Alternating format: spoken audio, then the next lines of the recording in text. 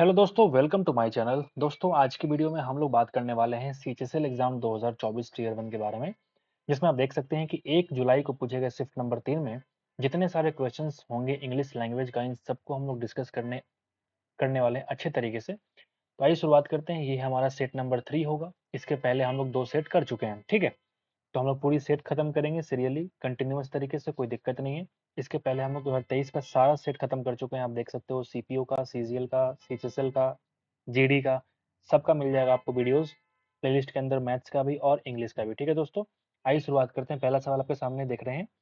Hermit is not innocent as Harmit is not innocent such as Uday.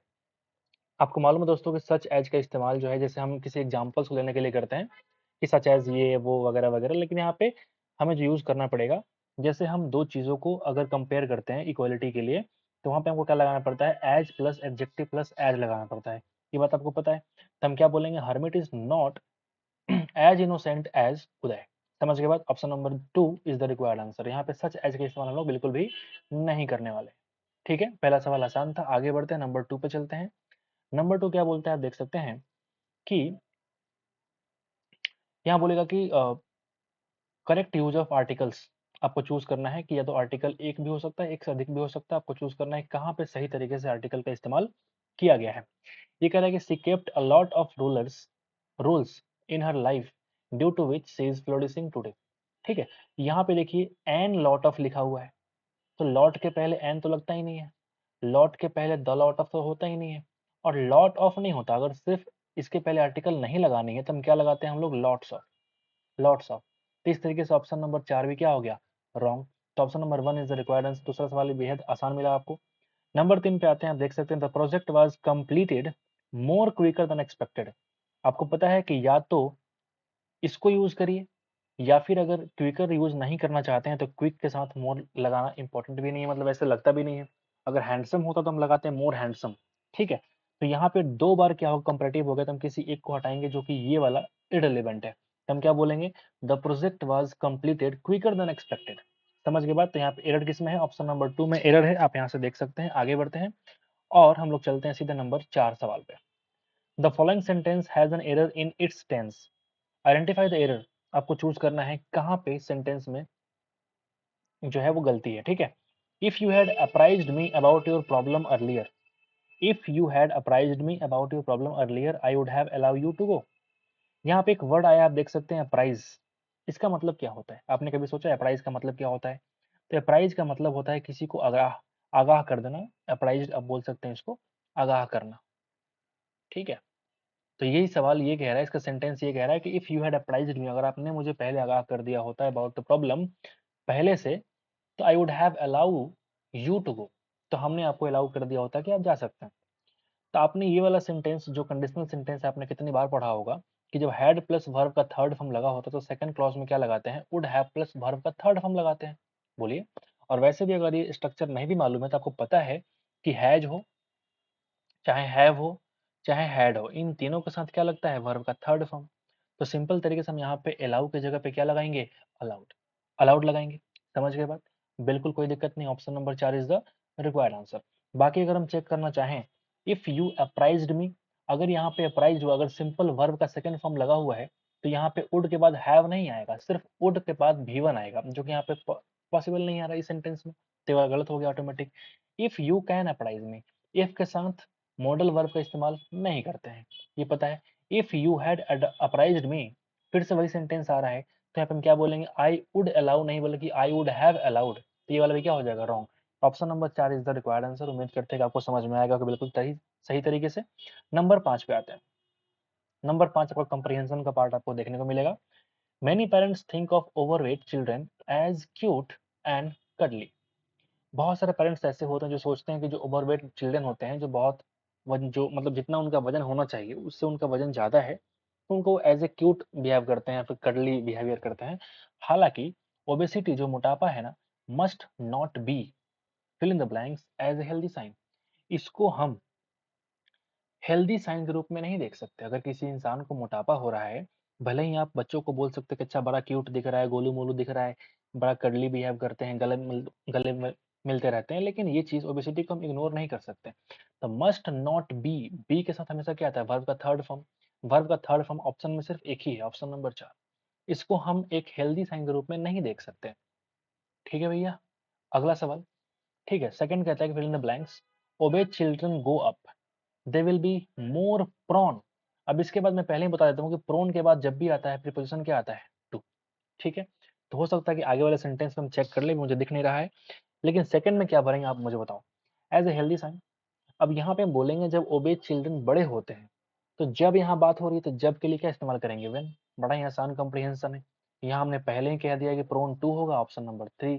Prone to, prone के साथ हमेशा क्या लगता है, प्रीपोजिशन टू ही आता है। ठीक है, it will be they will be more prone to health problems like high blood pressure हो जाएगा उनको। ठीक है, या फिर उनको डायबिटीज हो सकता है। ठीक है, high blood pressure and diabetes हो सकता है, तो यहाँ पे एंड का ऑप्शन तो है ही नहीं, तो ऑप्शन सिर्फ एक ही बचा हमारे पास, क्या, और। नॉर नेवर क्यों इस्तेमाल करेंगे भाई, नाइदर क्यों इस्तेमाल करेंगे भाई, बताओ। बहुत ही गंदे ऑप्शन से आगे बढ़ते हैं, नंबर 9 पे आते हैं। आसान पेपर मुझे लग रहा है, ऐसा कुछ पेपर को नहीं बोल सकते, लेकिन ये वाला जो कॉम्प्रिहेंशन है बड़ा आसान मुझे लग रहा है। Today overweight children are becoming a common, fill in the blanks in many countries. यहाँ पे देखो, ये ऑप्शन थोड़े से पढ़ने में अच्छे लगेंगे आपको। माइट, शक्ति, यहाँ पे कोई पावरफुल चीज की बातें करी जा रही है कि आजकल जो है ओवरवेट चिल्ड्रन जो है ये एक कॉमन साइट हो गया है। साइट का मतलब यहाँ पे क्या हो जाएगा आप मुझे बताइए, साइट का मतलब हो जाएगा यहाँ पे दृश्य। ये एक बड़ा ही साधारण, बड़ा ही कॉमन सा दृश्य हो चुका है बहुत सारे कंट्रीज में, ये आपका कॉम्प्रिहेंशन कह रहा है। एक साइट आपका ये भी होता है, ध्यान रखिएगा, इस साइट का मतलब क्या होता है, कोई स्थल। ठीक है, नहीं बोलता कि मैं अपने साइट पे जा रहा हूँ, कंस्ट्रक्शन साइट पे जा रहा हूँ, तो ये स्थल को डिनोट करता है साइट, ये अलग है साइट। और एक होता है साइट ये वाला, जहां तक मुझे याद आ रहा है, CITE, साइट या कोट ऐसा कुछ बोलते हैं, उदाहरण देना, पेश करना, आप एक बार इसको चेक कर लेना, बट ये कन्फर्म हो और ये वाला कन्फर्म। ठीक है, लाइट का मतलब हल्का भी होता है, लाइट का मतलब प्रकाश भी होता है, टाइट तो होना ही नहीं है इस सेंटेंस में किसी भी कम, किसी भी केस में। ठीक है, आगे बढ़ते हैं, नंबर 10 पे आते हैं। एंटोनिम क्या होगा, वर्ड हमारे पास है सेम। सेम का मतलब होता है शर्म करना, सर्वनाक, तो उसका उल्टा क्या हो जाएगा, प्राइड, ओहो, गर्वान्वित होना। ठीक है, डिसग्रेस का मतलब किसी को अपमानित करना, फियर, डर। डिफेमेशन, डिफेमेशन एक नाउन है, जो कि वर्ब जो है डिफेम इससे बना हुआ है। डिफेम का मतलब किसी का नाम खराब करना, कलंकित करना। आगे बढ़ते हैं, एंटोनिम पूछ रहा है आपसे 11 नंबर सवाल में, और इस सवाल जो है बोल्ड के लिए एंटोनिम पूछ रहा है। बोल्ड का मतलब क्या होता है, जो बहुत ही साहसी हो, बहादुर हो। ब्रेव बोलते हैं उसको, दैट इज कॉल्ड बोल्ड। जिसका उल्टा क्या हो जाएगा, टिमिड यानी कायर, कावर्ड। फियरलेस, जिसको डर नहीं हो, तो वो तो ऑलरेडी, ये तो ब्रेव ही हो गया फिर ऑटोमेटिकली।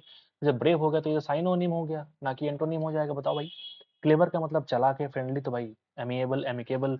इसके लिए बड़ा ही बहुत फेमस कह लो या फिर, ठीक है, मोस्ट रिपीटेटिव वर्ड है ये। एमिएबल हो गया, एमिकेबल हो गया, ये सारे वर्ड बहुत बार पूछे गए हैं, आप अगर मॉक लगाएंगे तो आपको दिख जाएगा, बहुत बार ही दिखेंगे। ठीक है, 12 नंबर सवाल में देखिए आप, ब्लोइंग स्मोक क्या होता है। ये एक एडियम है जिसका मतलब क्या होता है, आप मुझे बताइए, ब्लोइंग स्मोक। तो ब्लोइंग स्मोक का मतलब भी होता है कि टू लाई और मेक मिसलीडिंग स्टेटमेंट, ताकि हम किसी को डिसीव कर सकें, किसी को हम धोखा दे सकें। समझ के बाद, किसी से हम झूठ बोलेंगे, किसी को मिसलीड करेंगे, गुमराह करेंगे, ताकि हम किसी को धोखा दे सके, that is called blowing smoke. आप चाहो तो इसको लिख भी सकते हो, मैं आपको लिखवा देता हूँ, आप लिख लो। इसका मतलब होता है भैया, हमने याद करा था, टू लाई और मेक मिसलीडिंग, स्पेलिंग आप चेक कर लेना एक बार, misleading statement to deceive others, ताकि हम दूसरे को धोखा दे सके। ठीक है भैया, तो वही चीज है ऑप्शन नंबर 2, आप समझ रहे हैं बात को। ध्रुव's एंगर ब्लेज्ड ऑफ अनकंट्रोलेबली, ब्लेज्ड ऑफ नहीं होता भैया, ये इडियम होता ही है एंगर ब्लेज्ड अप। एंगर ब्लेज्ड अप, क्रोध का भड़क उठना, क्रोध भड़क उठा, इसको हम क्या बोलेंगे, ध्रुव का जो एंगर यानी क्रोध है वो भड़क उठा अनकंट्रोलेबली, मतलब उसको हम नियंत्रित नहीं कर पा रहे हैं, तो फिर क्या हो जाएगा, एंगर ब्लेज्ड अप। ठीक है, तो कभी कभी क्या होता है कि अगर आप किसी इडियम का मतलब नहीं भी जानते हैं, जैसे कि इस सवाल में आपको नहीं पता कि इसका मतलब क्या होता है, फिर भी आप इस सवाल को सॉल्व कर पाते हैं, अगर सिर्फ आप एक बार इस इडियम को देखे होते ना, कि अच्छा ये तो एंगर ब्लेज्ड अप लगाना है, क्योंकि ऑप्शन में सिर्फ आपको प्रीपोजिशन चेंज करके पूछ रहा है कौन सा आपका सही होगा। तो इस तरह के सवालों के लिए कम से कम एक बार, इसलिए टीचर कहते हैं हमेशा, ठीक है, जिससे भी पढ़ेंगे वो बोले होंगे आपसे कि भाई कम से कम, ठीक है आपको मतलब याद नहीं है, एक बार गो थ्रू जरूर कर लेना, फटाफट फटाफट गो थ्रू कर लेना। ये वर्ड आपने सुना होगा, बहुत बार सुना होगा। तो ये वर्ड इसी के लिए है, ठीक है। गो थ्रू वर्ड जो आया है टीचर के दिमाग में, वो इसी चीज सवालों के लिए आया है, ताकि अगर आप एक बार देखे रहेंगे ना, तो ये ऑफ और अप आपको फ्री के नंबर मिल जाएंगे, ठीक है। समझ गए, आगे बढ़ते हैं। और जिसने देखा ही नहीं होगा वो सोचेगा एंगर ब्लेज्ड ऑफ भी सही लग रहा है, एंगर ब्लेज्ड आफ्टर भी सही लग रहा है, क्या लगाऊं, फिर तुक्का लगाएगा, ठीक है। तुक्का लगाएंगे, फिर आप चले जाएंगे -1 में। ठीक है। यहाँ पे आते हैं option number, sorry, question number 14 क्या कहता है, his fill in the blanks stature. Stature का मतलब होता है कद काठी, किसी के कद कैसा है, काठी कैसा है, किस तरीके से दिखता है, उसका गेस्चर पोस्चर कैसा है, तो इज कॉल्ड स्टेचर। समझ के बात को। यहाँ एक वर्ड है फिल इन द ब्रैकेट में, जिसका मतलब है स्क्रॉनी। स्क्रॉनी का मतलब होता है जो बहुत दुबला पतला है, उसको हम कहते हैं जो सूख गया है, सूखा हुआ, आप इसको बोल सकते हैं। जिसकी बॉडी बहुत सूखा है, सूखी पड़ी है, यानी दुबला पतला आप इसको बोल सकते हैं, दुबला पतला, है ना। तो इसके लिए हम वर्ड यूज करते हैं क्या, स्क्रॉनी, ठीक है भाई। तो इस वर्ड को रिप्लेसमेंट के लिए कह रहा है कि इसका बेस्ट रिप्लेसमेंट क्या है, बिल्कुल थीन है। सिकली कोई वर्ड तो होता ही नहीं मेरे हिसाब से। मस्कुलर जिसका बॉडी काफी अच्छी है, तो वो तो थीन होगा नहीं ऑलरेडी। किन का मतलब होता है उत्सुक, ये अलग चीज है। उत्सुक होना, किन टू लगता है, याद रखिएगा हमेशा, प्रीपोजिशन टू लगता है, किन टू। आगे बढ़े, आगे बढ़े। रेस्पेक्ट का मतलब होता है किसी को सम्मान देना, सम्मान करना, तो क्या हो जाएगा, ऑनर। बहुत ही आसान सवाल। डिसरेस्पेक्ट तो अलग चीज है, किसी को अपमान करना। इनवैलिडेट एक वर्ड आपने पढ़ा होगा बहुत बार, वैलिड, मान्य होना, ठीक है। तो अगर हम बोल दें पूरा वैलिडेट का मतलब मान्यता देना, और इनवैलिड का मतलब, इन वर्ड क्या होता है, एक नेगेटिव को दिखाता है। जैसे आपने पढ़ा होगा कि इन और अन दोनों वर्ड जो आता है एक नेगेटिव सेंटेंस को दिखाने के लिए आता है। जैसे एजुकेटेड और अनएजुकेटेड, ठीक है। एबल, अनेबल, है ना। ठीक वैसे ही इन वर्ड भी आता है, काफी नेगेटिव वर्ड को दिखाने के लिए आता है, जिससे कि यहाँ पे आया है वैलिडेट और इनवैलिडेट। समझ गए बात। अटेंड का मतलब किसी चीज को अटेंड करना, यानी सम्मिलित होना। आगे बढ़ते हैं, नंबर 16 पे आते हैं। आपसे पूछ रहा है कि मोस्ट अप्रोप्रिएट होमोनिम क्या होता है। In the fill in the blanks भरना है आपको। होमोनिम पहले होता है क्या, आप ये समझिए। होमोनिम जो होता है, इसका मतलब ये होता है कि जिसकी जैसे साउंड्स जो है ना, आपको लगता है कि साउंड बिल्कुल सेम आ रही है, भले ही उसका मीनिंग, भले ही उसकी मीनिंग जो है ना वो डिफरेंट है, उससे फर्क नहीं पड़ता। हमें उसका साउंड जो है लगभग सुनाई देनी चाहिए, बिल्कुल सही तरीके से लगना चाहिए कि सेम ही, ऑलमोस्ट सेम ही है। अब यहाँ पे देखो सोनू इट्स, ये खाने की बात हो रही है, तो खाने वाली चीज उसमें क्या क्या है, ये तो है नहीं, ये तो है नहीं, और ये तो है नहीं। तो इस तरीके से हम तीन ऑप्शन को क्लियर कर दिए। फिर भी हम दोबारा इसको वेरीफाई करेंगे, क्या ये होमोनिम है, क्या ये carrot rabbit, carrot rabbit, carrot rabbit. तो कहीं ना कहीं से साउंड आपको सेम देखने को मिल रहा है, तो हम बोलेंगे कि ये क्या होगा, इसका होमोनिम हो जाएगा। समझ गए। तो ये सवाल बड़े ही आसान होते हैं, बड़े ही बेहद ही आसान होते हैं। आगे बढ़ते नंबर 17 में फिर से पूछ दिया आपका होमोनिम का सवाल। क्या चल रहा है भाई सीएचएसएल में, सवाल क्यों पूछ रहे हो भैया। ठीक है। तो हम कुछ पढ़ेंगे नहीं, सिंपल हम आ जाते हैं ऑप्शंस में। आप देखो जरा, तीन ऑप्शंस हैं, ए बी सी। ये है डज, ये है डज, और ये है डोज। तो मुझे पहले ही क्लियर हो चुका है कि सी तो हमारा होगा ही नहीं, क्योंकि अगर हमको होमोनिम चूज करना है तो हम क्या बोलेंगे, दो ऐसे वर्ड को ढूंढेंगे जिस दोनों वर्ड का साउंड क्या होना चाहिए, सेम होना चाहिए।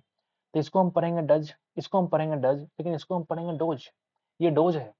जैसे डॉक्टर बोलेगा ना कि सुबह और शाम दवाई खानी है आपको, तो ये आपका डोज है, ये डज नहीं है, ये डोज है।